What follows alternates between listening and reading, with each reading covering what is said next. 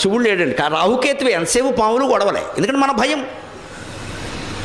అసలు శివుడు అదే కాళహస్తి శతకంలో దూర్జుడు స్పష్టంగా ఏం చెబుతాడంటే ఈ జాతకాల గురించి, గ్రహదోషంబులు దుర్నిమిత్తములు నీ కళ్యాణ నామంబు ప్రత్యకమున్ వేర్కొను ఉత్తమోత్తముని బాధల్ బెట్టగా జాలునే దగను కప్పగ జాలునే శలభ సంతానంబు నీ సేవ చేసి హతక్లేశులు కారుగాక మనుజుల్ శ్రీకాళహస్తీశ్వరా.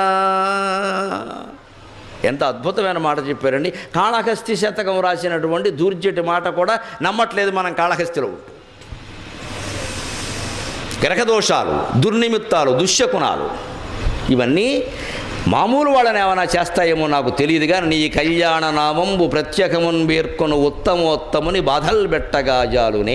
ఎవడైతే తన మనస్సులో నిరంతరం నమశివాయ నమశివాయ నమశివాయ నమో నారాయణాయ నమో నారాయణాయ నమో నారాయణాయ